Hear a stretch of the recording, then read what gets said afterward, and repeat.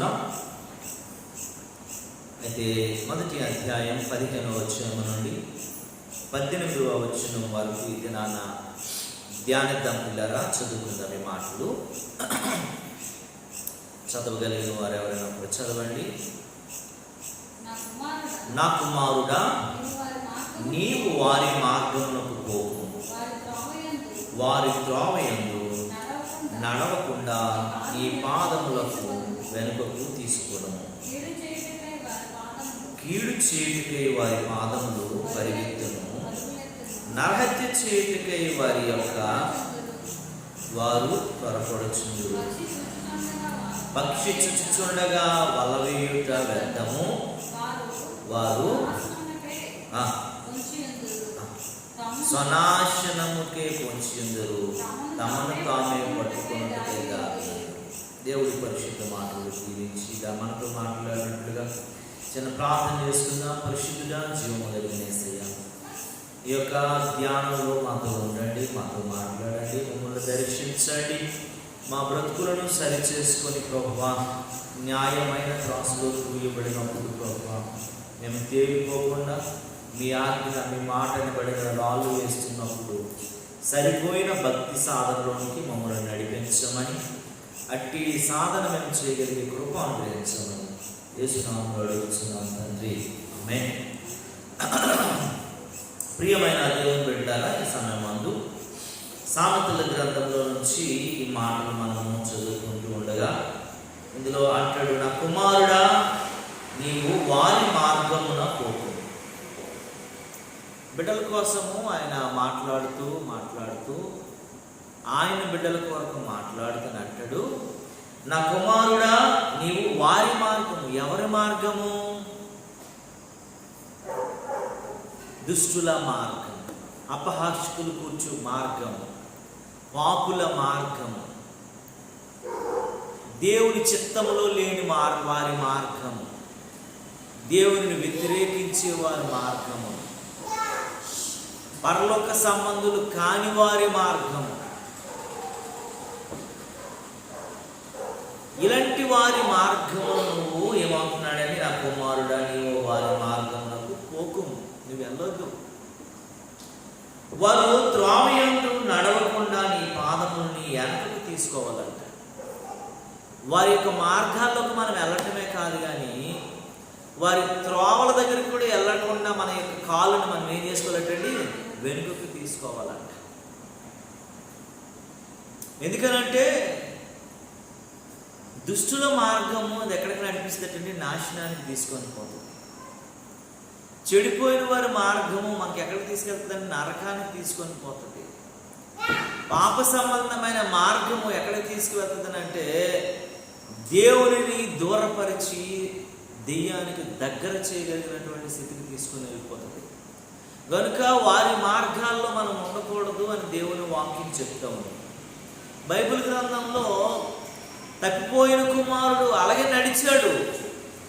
దేవుడు ఎన్ని మార్లు చెప్పినప్పటికీ కూడా, నా కుమారుడా, నీవు వారి మార్గమున నువ్వు పోవద్దు, నీ పాదాలను నువ్వు నీ ఆధీనములో నీ స్వాధీనములో ఉంచుకొని చెప్పినప్పుడు కూడా వినకుండా ఆయన మార్గం గుండా వెళ్ళబట్టే బాగా రాజభోగాలు అనుభవించగలిగినటువంటి ఆయన చివరికి ఎక్కడికి వెళ్ళిపోయాడండి, పందులు తినే ఆహారం భుజించగలగడానికి వెళ్ళిపోయాడు. మనము ఆరోగ్యంగాను రాజస్థితిలోనూ కావలసిన అన్ని భోగాలు మనకు దొరికినప్పటికీ నువ్వు చెడు మార్గాన్ని, పాపపు మార్గంలో నువ్వు ఉంటే, దేవునికి అయిష్టమైన మార్గంలో నువ్వు ఉంటే, దేవుడు నచ్చని మార్గంలో నువ్వు ఉంటే, దేవుని వాక్యం చెప్తుంది పిల్లరా, దేవుడు మాట్లాడుతున్న సంగతి ఏంటంటే, దేవుని వాక్యం మాట్లాడుతున్నటువంటి ఉద్దేశం ఏంటంటే, నీవంట చెడు మార్గాల్లోకి వెళ్ళిపోతావు, దేవుని చిత్తంలోనికి వెళ్ళిపోతావు అని దేవుని వాక్యం చెప్తుంది. దేవుని నామానికి మహిమ కలుగునగా. హల్లెలూయా, హల్లెలూయా. దేవుడు చెబుతున్నటువంటి మాటలు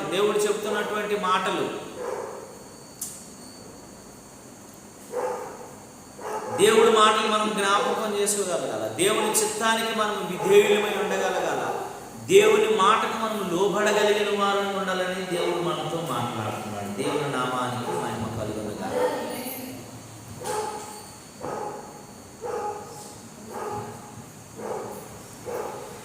సమయంలో నీవు నేను మనము దేవుని మాటలు కొన్ని జ్ఞాపకం చేసుకునే వారమై ఉండాలి.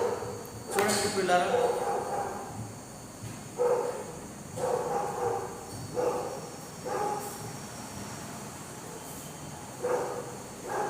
బైబిల్ గ్రంథం తెరచినట్లయితే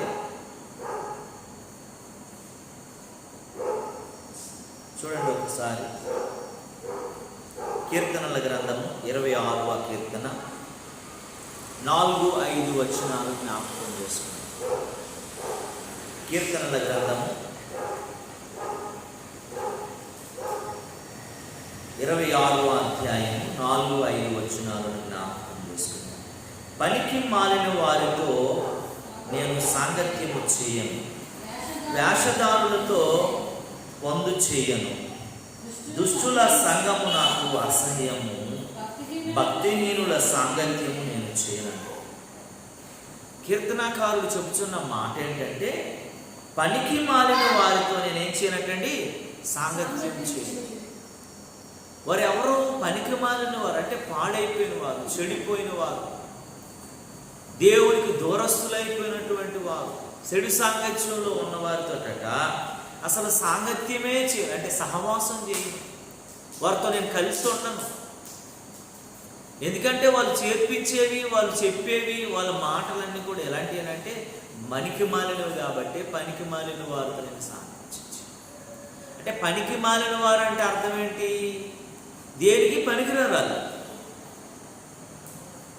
కొంతమంది ఉంటారు, వాళ్ళు ఎవ్వరికి ఉపయోగకరంగా ఉంటారు, వాళ్ళ వల్ల ఎవ్వరికి లాభం ఉండదు, వాళ్ళకి ఎవ్వరికి వాళ్ళ వలన ఏముండదు అనమాట. వాళ్ళ వలన అందరికీ ఏమవుద్ది? కీడే కలుగుతుంది తప్ప మేలు కలగదని దేవుని వాక్యం చెప్తాం. వారి వలన కీడే తప్ప మేలు కలగదంట. దేవునికి స్తోత్రము కలుగును. హల్లెలూయా. కనుక నీవు నేను మనం జ్ఞాపకం చేసుకోగలగల, నీవు నేను మనం ఆలోచించగలగల, నీవు నేను మనము ఆ మాటలు గుర్తు చేసుకోగలగల, దేవుని చిత్తానికి మనం లోబడవలసిన వారమై ఉన్నామని ఆలోచించాలి. దేవుని నామానికి మహిమ కలుగును. పనికి మాలిన వారి యొక్క మాట, పనికిరాని సంబంధమైనటువంటి మాట, పనికిరాని వారమైనటువంటి దానిని బట్టి మనం ఉండాలని, వారితో సహవాసములు దూరం ఉండాలని దేవుని వాక్యం చెప్తుంది. ఇక్కడ తెచ్చిపెట్టామా? ఇక్కడ తీసుకొచ్చి పెట్టాను.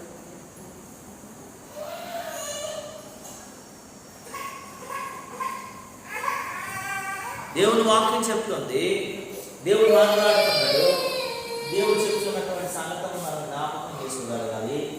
దేవుడు ఏమంటున్నాడు అంటే, దేవుడు మా చెప్తున్న పనికి వారిన వారితో మనమట సాంగత్యం చేయకూడదు, వేషధారులతో మనము పొందు చేయకూడదు, దుష్టుల సంఘము నాకు అసహ్యము, భక్తిహీనుల సాంగత్యం చేయాలంట. మనం భక్తిహీనులతో అంటే భక్తి లేని వాళ్ళతో మనం ఉండకూడదు. బయటికి భక్తి కలిగిన వారు ఉంటారు, కానీ వాళ్ళంటే దేవుని శక్తిని ఏం చేయాలంటండి, ఆశ్రయించాలి. బయటికి మాత్రం అన్నీ కూడా డాంబికంగానే ఉంటాయి, బయటికి అన్నీ బాగానే ఉంటాయి, బయటికి అన్నీ సరిగానే ఉంటాయి. బయటికి చూడడానికి వస్త్రాలు, బయటికి చూడడానికి కావాల్సినటువంటి మరి వేషధారణ అంతా కూడా మీ మహాభక్తిపరుడు అన్నట్టు ఉంటాయి. కానీ దేవుని వాక్యం చెప్తా ఉంది, వారట దేవుని శక్తిని ఆశ్రయించలేరు అని దేవుని వాక్యం చెప్తా ఉంది. వారు దేవుని శక్తిని ఆశ్రయించరని దేవుని వాక్యం చెప్తా ఉంది. కనుక నీవు నేను మనం ఆలోచించాలి, దేవుడు మనం జ్ఞాపకం చేసుకోగలగాల. నీవు నేను ఎవరితో సహవాసం కలిగి ఉన్నాము ఈ దినాల్లో, ఎవరితో సహవాసం కలిగి మనం బ్రతుకుచున్నాం ఈ దినాల్లో, ఎవరి సాంగత్యం కలిగి బ్రతుకుచున్నాం ఈ దినాలని మనం ఆలోచించాలి. కనుక నీవు నేను మనము చాలా జాగ్రత్తగా గమనించాలి, గుర్తు చేసుకోగలగాలి. అందుకే కొరింథీయులకు రాసిన పత్రికలో మాట్లాడతాడు చూడండి.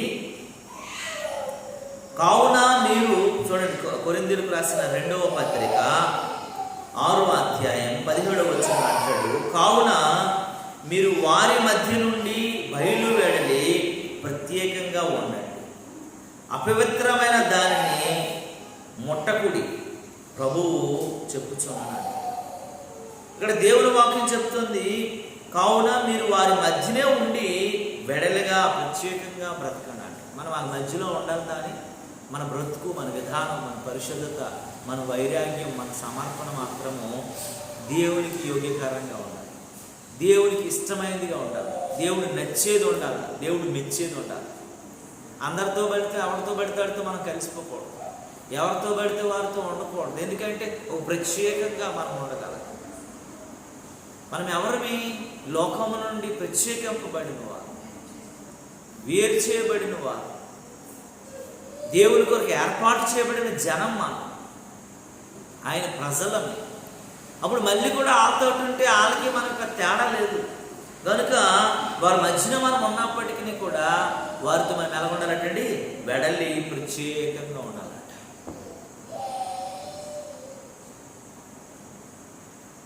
ఈ మధ్య నేను ఒక కార్యక్రమానికి వెళ్ళాను.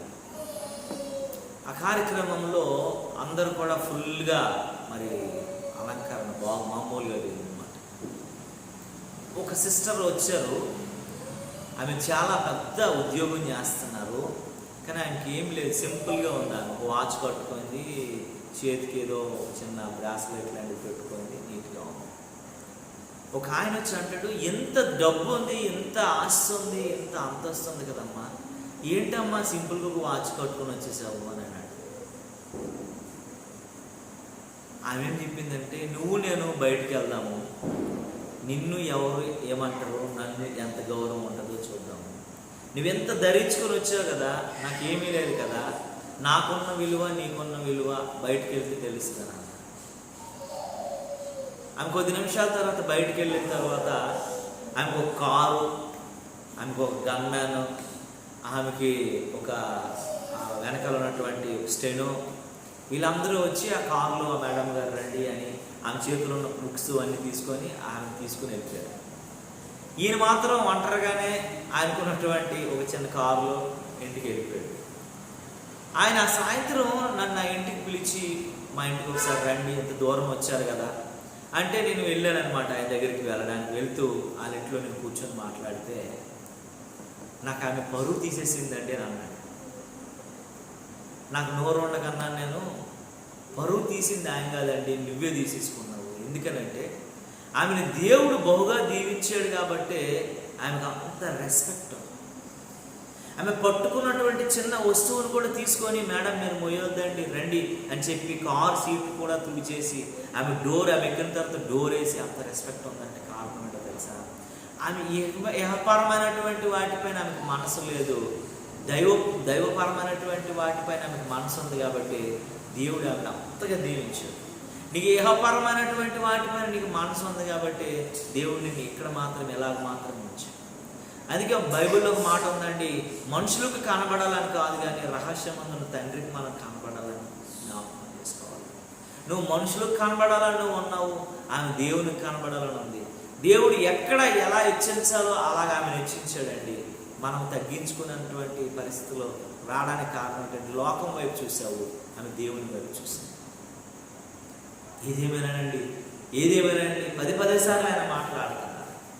కానీ ప్రియులారా, నిన్ను దేవుడికి నచ్చినట్లు బ్రతికితే నువ్వు ఎలాంటి స్థితిలో, ఏ పరిస్థితిలో ఉన్నా సరే నిన్ను ఉన్నతమైన స్థితికి తీసుకెళ్ళిపో. అందుకే మనం ప్రత్యేకంగా ఉండాలంటే, ఎందుకంటే దేవుని వాక్యం చెప్తా ఉంది కదా, దేవుడు మాట్లాడుతున్నాడు కదా, నా కుమారుడా నీవు వారి మధ్యకు పోవద్దు అని అంటాడు.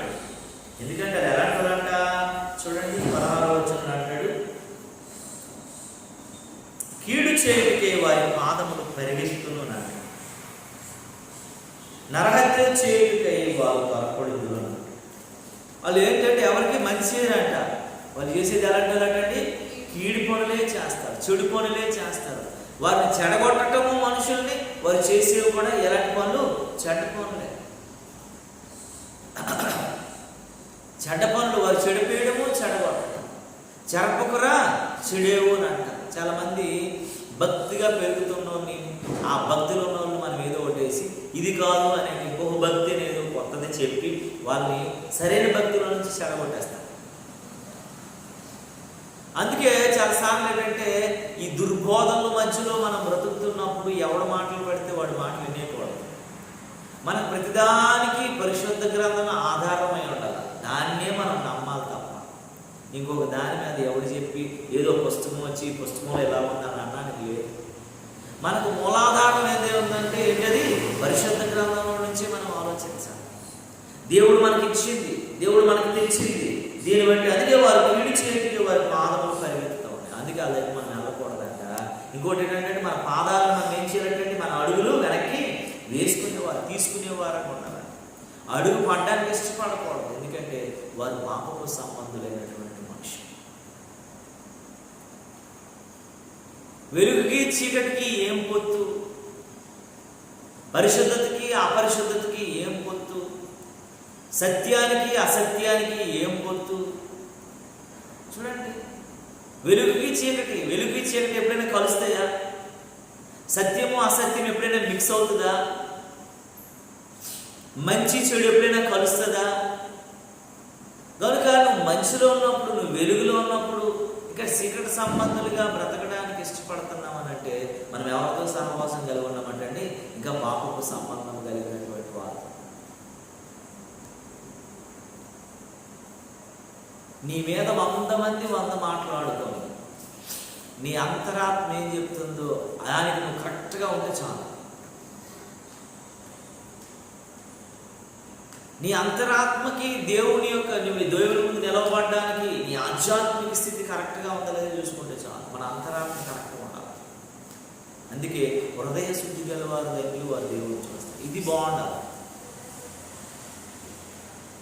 హృదయం అన్నిటికంటే మోసకరమైన ఇది బాగుండాలి. ఇది మంచిగా ఉంటే ఆటోమేటిక్గా నువ్వు మంచిగానే ఉంటావు.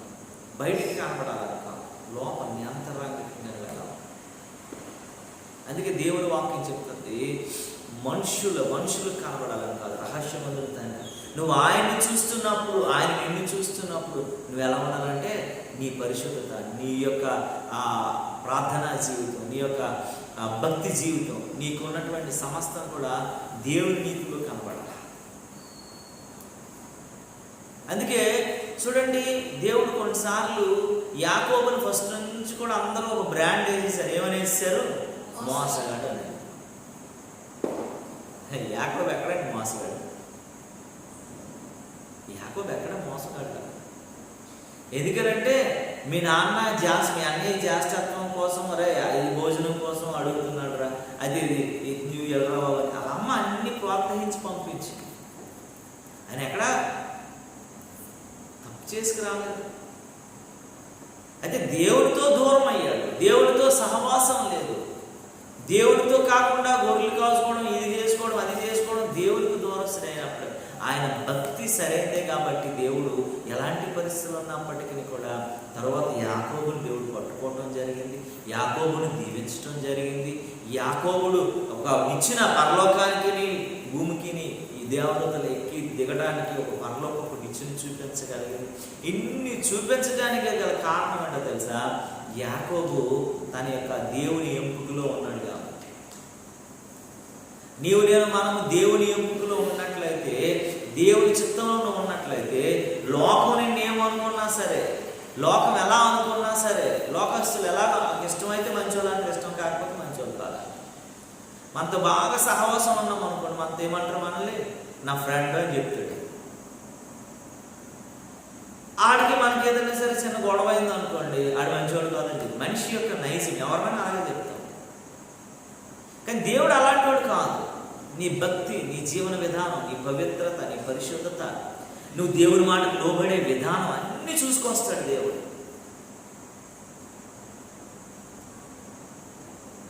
కదా, అన్నీ చూసుకొస్తాడు కదా. దావీదు నా హృదయానుసారుడని ఎందుకన్నాడంటే, చిన్నప్పటి నుండి దావీదు దేవుడికి ఎంత బాగా నడిచాడో దేవుడికి తెలుసు. దేవుడి మీద ఎంత ఆధారపడ్డాడో దేవుడికి తెలుసు. దావీదు పాపం చేస్తే దేవుడు శాఖనెట్టుకోలేదు. దేవుడు ఎలా మొట్టకాయ పెట్టాలో అలా మొట్టకాయ పెట్టి సమస్తాన్ని కూడా పతనం చేసి పడేసి చివరికి ఎలాగంటే రాజార్గంలో బ్రతికినోడు కొండల్లో, అడవుల్లో, తుప్పల్లో దాక్కునే పరిస్థితి తీసుకెళ్ళి ఎప్పుడైనా సరే. అందుకే మనం ఎలా ఉంటే దేవుడికి నమ్మకస్తులుగా మనం బ్రతికితే చాలు, దేవుడు ఉన్నతమైన స్థితిలో వస్తుంది. దేవుడు ఏ రకమైనటువంటి పాపాన్ని ఎవరు ఆయన క్షమించలేదు. పాపాన్ని క్షమించలేదు, పాపం ఏ సంబంధమైనది దాన్ని క్షమించలేదు. కనుక నువ్వు పరిశుద్ధతే ఆయన కావాలి. ఎందుకంటే పాపానికి పరిశుద్ధత ఎక్కడ కూడా ఏమవదు, పొత్తు కుదరదు. నువ్వు పరిశుద్ధతలోనే ఉండాలి. దేవుడు అదే కోరుకుంటున్నాడు.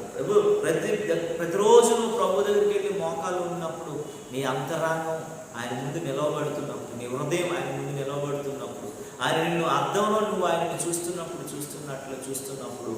నీ పవిత్రత, నీ పరిశుద్ధత, నీ సమర్పణ దేవుడి దృష్టికి అనుకూలంగా ఉండాలా, ఇష్టకరంగా ఉండాలా, దేవుడు మెచ్చేటట్టు ఉండాలి. అలాంటి భక్తిలోకి మనం రావాలి. అందుకే నువ్వు పాపులతో ఏ రకమైనటువంటి సహవాసం చేయదు. ఒకవేళ నువ్వు చేసినట్లయితే నీ పాదాలను నువ్వు ఆపుకో, నువ్వు నడవకుండా నువ్వు నీ కంట్రోల్లో ఉంచుకో అబ్బాయి అని దేవుడు వాక్యం చెప్తాడు. దేవుడి నామానికి మహిమ కలుగుతుంది. హల్లెలూయా. కనుక మనము జ్ఞాపకం, వారు కీడు చేయడానికి వారి పాదాలు పరిగెత్తుచున్నారు. వారు మంచి చేసిన వారు కాదు, కీడు చేయడానికి వారి పాదాలు పరిగెత్తుతున్నాయి. కాబట్టి చూడండి, యెషయా గ్రంథం చూడండి 59వ అధ్యాయం 7వ వచనంలో మాట ఉంటుంది. చదవండి. యెషయా గ్రంథము 59:7 అంటాడు, వారి కాళ్ళు పాపము చేయు పరిగెత్తుచున్నవి, నిరాపరాధులను చంపుటకు అవి త్వరపడు, వారి తలంపులు పాపహేతుకరమైన తలంపులు, పాడును నాశనమును వారి త్రోవలో.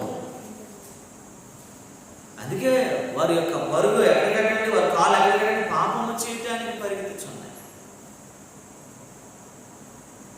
కనుక అందుకే మనం చాలా జాగ్రత్తగా ఉండాలంట. అందుకే పాపులతో వాళ్ళు ఎన్నిసార్లు మనకు ప్రేరేపించిన, ఎన్నిసార్లు మనల్ని రమ్మని, ఎన్నిసార్లు మనం వారితో సహవాసం అనుకోవాలి.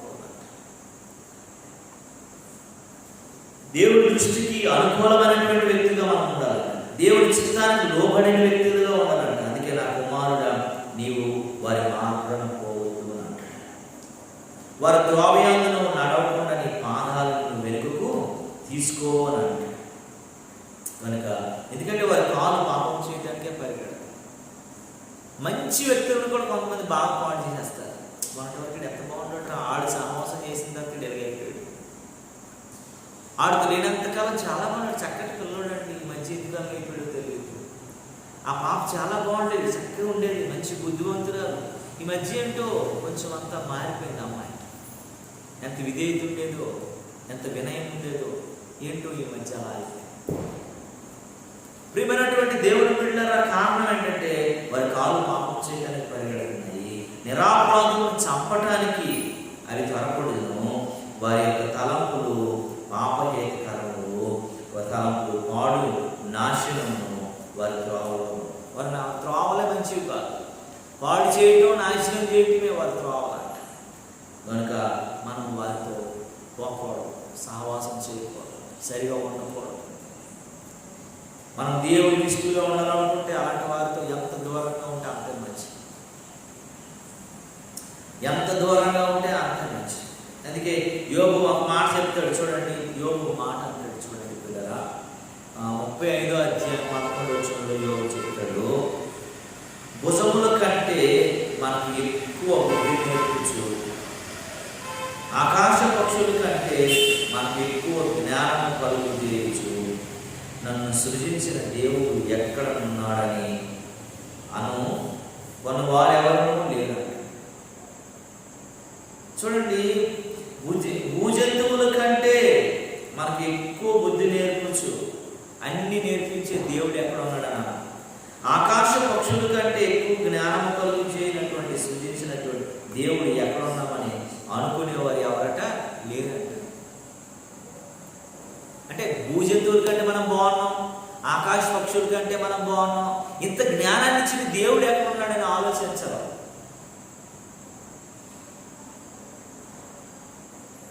అందుకే దేవుడు అంటాడు కదా, ఎద్దుకు ఉంది బుద్ధి, గాడిదకు ఉంది బుద్ధి, నా ప్రజలకు ఏం లేదు, తెలివి లేదు.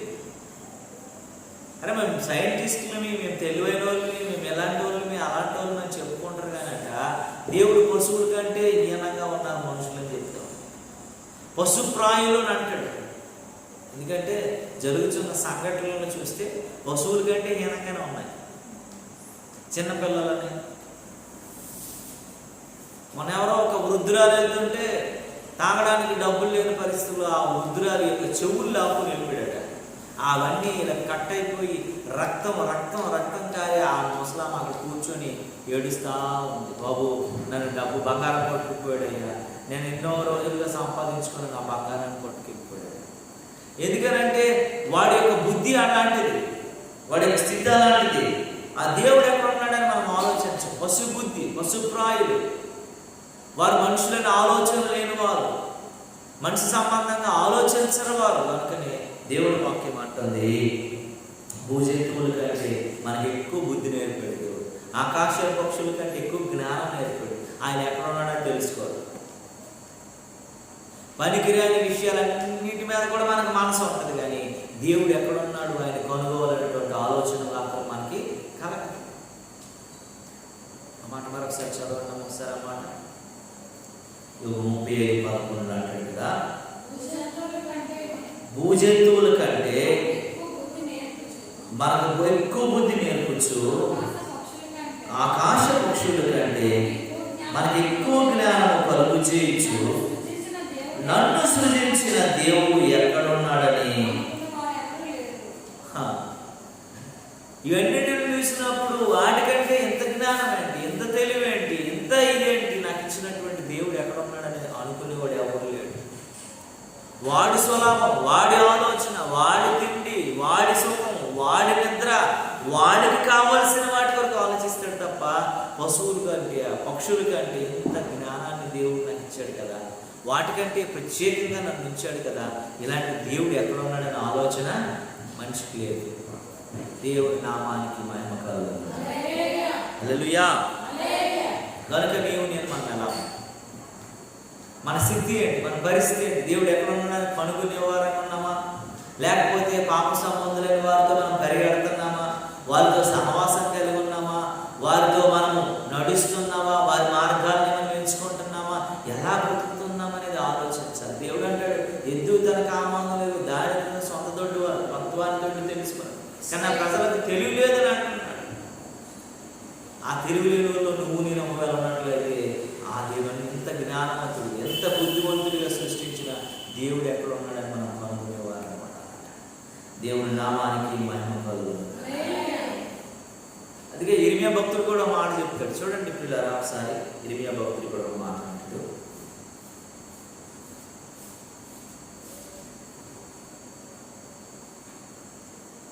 అదే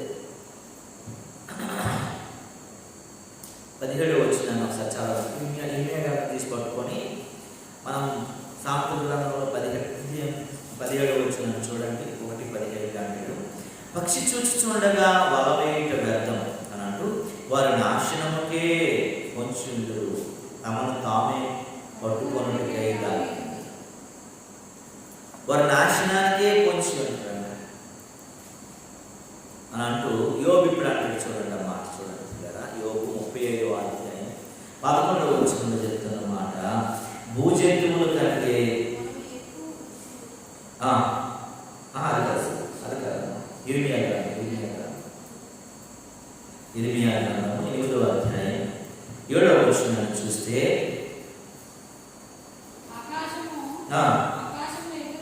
ఆకాశంలో ఎగురు సంపుగూడి కొగాయను తన కాలం నెరుగును, తెల్ల గోవ మంగళ కత్తి పెట్టెయు వెదిరేగోడు తాము రావలసిన కాలమును ఎరుగును. అయితే చూడండి, పక్షులకి పెట్టలకి అన్నింటికి దాని సామం తెలుసు, తన కాలం తెలుసు. కొన్నిసార్లు వలస కొన్ని పక్షులు వస్తాయి. శ్రీకాకుళం జిల్లాలో తేనె ఏదో అని ఒక ఊరేదో ఉంటుంది, పలాస దగ్గరలో. అక్కడికి ఒక రకమైనటువంటి కొంగలన్నీ వచ్చి వారుతాయి. వేసవికాలంలోనో వర్షాకాలంలో తెలియదు. ఆ కొంగలు చూడడానికి అందరూ వెళ్తారు. అలాగే ఈస్ట్ గోదావరి, వెస్ట్ గోదావరిలో కొల్లేరు సరసన ఉంది. అక్కడ ఒక రకమైనటువంటి పక్షులు వస్తాయి. అక్కడ కూడా చాలామంది ఆ పక్షుల్ని వీక్షించడానికి వెళ్తారు. అంటే అక్కడికి వెళ్ళాలి, ఈ సమయంలో అక్కడ ఆహారం దొరుకుతుంది, అక్కడ మనం క్షేమంగా ఉంటామని పక్షులకు తెలుసు, జంతువులకు తెలుసు, అన్నీ తెలుసు. రాత్రి నక్కలు అన్నీ వస్తాయి, ఆహారాన్ని సంపాదించుకుంటాయి. ఉదయం తిరుగుతాయా? అన్నింటికి తెలుసు ఇప్పుడు దొరుకుతుంది, ఈ సమయం ఉంది, కాలం ఉంది, ఈ సమయంలో మాకు ఆహారం అన్ని వస్త్రాలు దొరుకుతాయని తెలుసు. అది కారణంగా ఇవన్నిటికీ తెలుసు. కానీ అయితే నా ప్రజలు యెహోవా న్యాయవిధిని ఎరుగరు. కానీ ప్రజలకు మాత్రం దేవుని చిత్తం, దేవుని మాట, దేవుని ఉద్దేశం మాత్రం జాగ్రత్త. ప్రజలు ఎంత బుద్ధిగా, ఎంత జ్ఞానంగా, ఎంతగా పెంచుతున్నప్పుడు కూడా వారి ఉద్దేశం ఏంటంటే వాడు పరుగు ఎక్కడికేనంటే పాపం కొరకే పరిగెడు, శాపం కొరకే పరిగెడు, అపరాధం కొరకే పరిగెడతాడు, చెడు మార్గాల్లోనే పరిగెడతాడు తప్ప మంచి కొరకు ఆలోచించరు. మంచి కొరకు ఆలోచించరు, మంచి నేర్చుకోవడానికి ఇష్టపడరు, మంచి మీద మనస్సు కలిగి ఉండరు. అందుకే దేవుడు అంటాడు చూసారా, అయితే నా ప్రజలు యెహోవా న్యాయవిధిని, దేవుని చిత్తాన్ని ఎరుగరు. అంటే పక్షులు తెలుసుకుంటే ఈ కాలంలో ఇక్కడ ఆహారం దొరుకుతుంది, జంతువులు తెలుసుకోండి ఇక్కడ ఈ కాలంలో ఆహారం అక్కడ వెళ్ళిపోతాయి అవి. కానీ ప్రజలకి మాత్రం ఏం చేయట్లేదండి, దేవుని మాట అరగట్లేదు, దేవుని చిత్తం అరగట్లేదు, దేవుని ఉద్దేశం అరగట్లేదు. వారు పరుగంతా కూడా లోక సంబంధమైనటువంటి లోకస్తులతో తప్ప పరలోక సంబంధమైనటువంటి ప్రజలతో పరలోక రాజ్యానికి ఎలా చేరుకోవాలి ఆలోచన మనుషులు లేదు. దేవుడు అలాంటి ఆలోచన మనకు ఇవ్వాలి, దేవుడు అలాంటి ఉద్దేశం మనకు కలుగు చేయాలి, దేవుడు అట్టి కృప మనకు దయచేయాలి. అందుకే అంటాడు కదా చూడండి, నాశనానికే కొంచెం, నాశనానికే కొంచెం, ఎప్పుడు పాడైపోవడానికే, చెడిపోవడానికే. ఇస్కరియోతు యోధ అనేవాడు లోకంలో నుండి చెడిపోయినోడు, పాడైపోయినోడు, శత్రువుగా బ్రతికినోడు, అందరినీ హింసించాలని, పాడు చేయాలని ఉద్దేశం కలిగినోడు ప్రభు దగ్గరికి వచ్చాడు, ప్రభువుని అంగీకరించాడు, ప్రభువుతో నడిచాడు, ప్రభువుతో ఉన్నాడు, ప్రభువుని బట్టి సంతోషించాడు. అక్కడికి వచ్చేసరికి మరి నీకు ఏమైందో తెలియదు. అక్కడికి రాగానే ఆలోచన అంతా కూడా మళ్ళీ డబ్బు, మళ్ళీ లోకం, మళ్ళీ లోకాశలు, మళ్ళీ కావాలని. యేసు ఎంతవరకు అంటే వాడి జీవితం ఏమైందంటే ఇన్ని మాటలు, ఇన్ని బోధలు, ఇన్ని సూచక్రియలు, ఇన్ని అద్భుతాలు అన్నింటినీ పక్కన పెట్టేసి వాడు ఎక్కడికి వెళ్ళిపోయాడు, మళ్ళీ యేసు ప్రభువునే అమ్మేసినంత స్థితికి వెళ్ళిపోయాడు. ఇన్ని రోజు బోధలు వెంటున్నాడు, రోజు అద్భుతాలు చూస్తున్నాడు, రోజు సూచక్రియలు చూస్తున్నాడు, రోజు ఆశ్చర్యకార్యాలు చూస్తున్నాడు. ఎంత గొప్పడా దేవుడు అనే ఆలోచనలో ఉన్న మనిషి సడన్గా ఇంత డబ్బు సంచి దేవుడే ఆయన చేతిలో పెట్టిన అది కూడా కాదనేసి ఎప్పుడైనా తీసుకుంటాడేమో అన్నటువంటి భయంతో అతనికే బేరం పెట్టి ఆయనే అన్ని చూపి ఆయన దగ్గర నుంచి 30 వెండి నాణేలు తెచ్చుకోవడం అనేసి చివరికి నరకానికి వెళ్ళిపోయాడు తప్ప దేవుడిని సంపాదించుకోవాలి. తర్వాత పశ్చాత్తాపడ్డాడు, తప్పు చేసి నొప్పుకున్నాడు. దేవుడు ఒకసారి క్షమిస్తాడు తప్ప మాట మాటకి తప్పు చేసేసి మాట మాటకి దేవుడికి విరోధంగా బ్రతికి మాట మాటకి ఇష్టం వచ్చినట్లు ఉండి మళ్ళీ దేవుడి దగ్గరికి వస్తే దేవుడు ఏమైనా సరే మాట మాట క్షమించేవాడు. క్షమాపణ ఒకసారి వస్తుంది, రక్షణ దేవుడు ఒకసారి ఇస్తాడు, దాన్ని కాపాడుకుంటూ నువ్వు వెళ్ళడమే. ఇంకా అంతమ వరకు సహించేవాడు. దానికి ఎన్ని శ్రమలు, ఎన్ని శోధనలు, ఎన్ని ఇరుకులు, ఎన్ని ఇబ్బందులు వచ్చినా మన రక్షణను మనం కాపాడుకోవడంలో ఎప్పుడు వెనకంజ వేసేవాడు. కనుక నీవు నేను మనము మన మార్గాలకు, మన సహవాసం ఎట్టు. నువ్వు ప్రజల్లో నుండి ఉన్నావు కానీ నువ్వు ప్రత్యేకింపబడిన వ్యక్తిగా ఉండాలంట. వాళ్ళే చెప్పగలగల. మనం భోజనానికి వెళ్ళామనుకోండి, వాళ్ళు తింటారండి అని చెప్పగలగాలి. మనం వెంటనే వాళ్ళు చేయరండి అని చెప్పగలగాలి. మనం వెంటనే వెళ్తే వాళ్ళు ఎలాంటి వాళ్ళండి, ఎంత మంచి వాళ్ళండి, ఎంత భక్తిగా ఉంటారని చెప్పగలగాలి. మనల్ని మనమే వాళ్ళని చూపించగలిగినటువంటి భక్తి జీవితంలో మనం రాగలం. అలా ఉండాలనుకుంటే నువ్వు మొట్టమొదట పాపులతో సహవాసం కాకుండా పరిశుద్ధులతో సహవాసం చేయగలగడానికి చెడ్డ మార్గాలు, చెడిపోయిన వారి మార్గాలు మనం ఉండకుండా దేవునితో నడిచేటట్టుగా, దేవుని కొరకు జీవించేవారుగా, ఆయన ఆజ్ఞలను పాటించేవారుగా, ఆయన కొరకు ఎరిగేవారుగా, ఇంత జ్ఞానం, ఇంత తెలివిచ్చే వ్యక్తి మా దేవుడు ఎంత గొప్పవాడని తెలుసుకునేటట్టుగా నీవు నేను మనము ముందుకు కొనసాగడానికి ప్రయత్నించాలి. ఇంకా నీలో చెడిపోయిన వారితోనే పరిగెత్తేవారు, నాశనానికి పరిగెత్తేవారు, పాడైపోయిన వారితో పరిగెత్తేవారంగా మనం ఒకవేళ ఉన్నట్లయితే దేవుడి రాత్రి కాల సమయంలో మాట్లాడుతున్నాం. పక్షులకు ఉంది, ఎద్దులకు ఉంది, జంతువులకు ఉంది, కానీ నీకు నాకు బుద్ధి లేదా అంటున్నాడు, తెలివి లేదా అంటున్నాడు. ఒకరు అలాంటి దాని కొరకే మనం వెళ్తున్నట్లయితే, కుక్క వాంతికి పరిగెట్టినట్లు మనం మళ్ళీ పరిగెడుతున్నట్లయితే, వాంతి చేసింది ఎవరైనా చూస్తారంటే కుక్క ఏం చేస్తూ ఉంటుంది, దాని కొరకు మనం పరిగెత్తినట్లయితే దేవుడు ఇష్టపడాలి. మనల్ని మనం సరి చేసుకుందాం, మనల్ని మనం చక్కదిద్దుకుందాం, మన పరిశుద్ధతను మనం కాపాడుకుందాం. నేడు రేపు రాబోతున్న యేసయ్యను ఎదుర్కోవడానికి ఆధ్యాత్మికంగా సిద్ధపడదాం. ప్రార్థన చేసుకుందాం. పరిశుద్ధుడా, జీవం కలిగిన యేసయ్యకు నీ కృపా, నీ కనికరం, నీ కాపుదల మాకు ఇచ్చాను. మీ సన్నిధి తోడు మాకు ఇచ్చు. పక్షులు కొంత తెలియదు, నేను జంతువులు కొంత తెలియదు, మాకు లేదయ్యా, మాకు లేదయ్యా, మాకు లేదయ్యా, మాకు దయచేసి ప్రభువా అని ప్రభువు సన్నిధిలో వేడుకున్నాను. నాయనా, మమ్మల్ని సరిచేయ ప్రభువా, నీకు ఇష్టమైన వ్యక్తులుగా మమ్మల్ని ఉంచండి. నాయనా, మీరు మెచ్చే వ్యక్తులుగా మమ్మల్ని ఉంచండి, మీకు యోగ్యకరమైన వ్యక్తులుగా మమ్మల్ని ఉంచండి. నాయనా, మమ్మల్ని మలచండి, మార్చండి, సరిచేయండి. కూడిన